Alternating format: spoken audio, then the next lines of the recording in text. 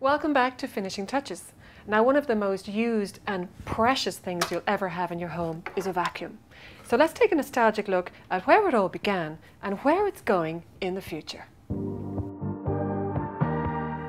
The vacuum was always something you had to have within the home. It always made the shopping list or wedding gift and was regarded as a real workhorse in the house. Any spills and it came to the rescue.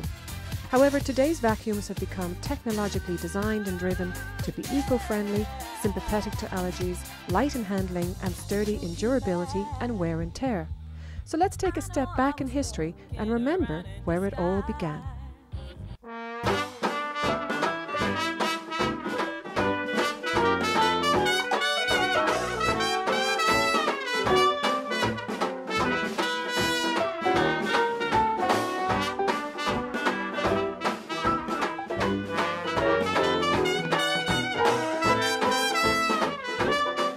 Fair to say that we probably all have a vacuum in our home, and it's also fair to say we couldn't be living life without it. But I, for one, could say I don't really know how multifunctional my own is or how effective it is. So how far have we come in the sense of our vacuum today? Well, Kathy, the vacuum's come a long way since its invention back in the 1900s. You may remember images of the old maid beating dust mites off the gates outside. Today the vacuum is capable of cleaning hard floors, ceramics, tiles, deep pile carpets. It has changed dramatically since the 1900s. Okay. David, we all know that the vacuum cleans up our mess, but effectively what does it clean that we don't see? Well, when we do our daily vacuuming, our weekly vacuum, we assume it's cleaning the floor, but unknowns to us there are hidden dust mites there. With the modern vacuum cleaner now, the air coming out of the vacuum is cleaner than what is going in.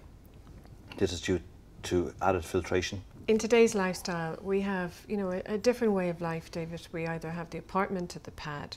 So in that sense, like as the designers come up and recognise that sort of changes and therefore, put the designs in place to make the large to the small type of thing. Yeah, we've seen in the last decade the size of vacuums have changed. A smaller compact one for the small apartment size. One now large enough for the caters the daily need in a 4 or 5 bedroom house. It's giving people different functions, from a single person who does a vacuum once a week to the housewife who needs to do it once a day. Yeah. Different requirements. Today people are quite obsessed about the whole concept of the carbon footprint. So have the designers actually taken that on board in order to make everything far more efficient but in a far more effective way? Yeah, modern manufacturers have seen the requirement to change their machines. We have been up to now led by the wattage is determined by the vacuum cleaner. We've now reduced the wattage and increased the airflow at the base of the floor, which is in turn going to reduce your power consumption, which will affect your individual carbon footprint. So that's advancements going forward. It really is the buzzword at the moment, isn't it? It is, yeah. People have this preconception that wattage is the more watt I have, the better vacuum cleaner I have. Yeah. But it's not about that. It's about the fundamental airflow at the head of the vacuum. It's fair to say that we've all got very attached to our vacuum, and over the years, it's become a trusted member of the family, as the Aga is in the kitchen. So from a technological point of view, how far have we come? From when did the vacuum first begin? We've come an awful long way. The vacuum was invented back in the early 1900s. It actually originally blew out dust. Blew out dust? That was the original vacuum. It was then adapted in the early 1900s to suck up the dust. Which is where we are today? That's where we are today. Okay. It's come a lot since then, from features and size. Back in the 60s, there was the canister type vacuum, which was the step up from the 1900s. It didn't change that much between 1910 to 1960. It's it has the same concept. The change in advancements were in motor size. And sort of like a suction. Stronger suction. People were demanding more as lifestyles changed back then. And the families got bigger. They did. They went from different wattages, and developers saw that's where the changes were going to come from, changing the wattage in the vacuum cleaner. Okay. At what stage did we take the momentum leap? Because right now, they can almost do everything. I mean, you were talking about lifestyle. So in what way did the Hoover leave the floor and basically work with all its multiple parts to clean the home in difference to the floor?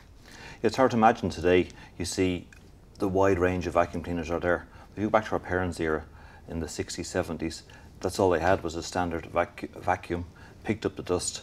They weren't aware of other features that are around. They didn't have the needs for other nozzles, sofa cleaners, curtains, hard floors. That's how the vacuum has changed through the 80s and 90s. Okay.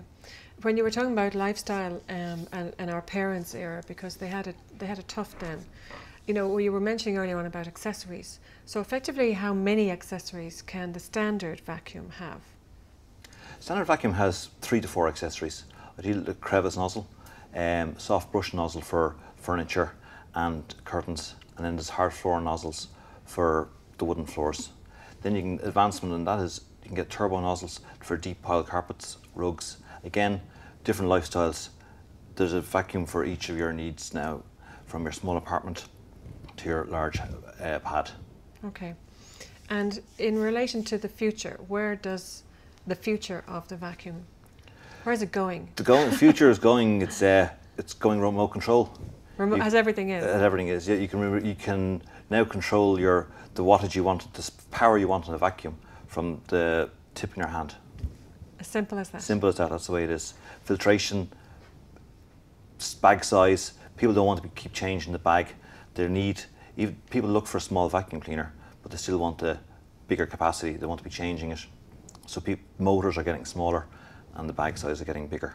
Well, in summary, David, I suppose it's simple to say that the vacuum is always going to be a part of the family, isn't it? The vacuum is always going to be there. We're going to need it it caters everybody's needs, everybody's lifestyle, from your apartment to your wooden floor house to the plush pad you have. And in simple terms, you just can't live without it. That's it, you just can't. Okay, thank you so much for seeing us today. No problem, Cathy.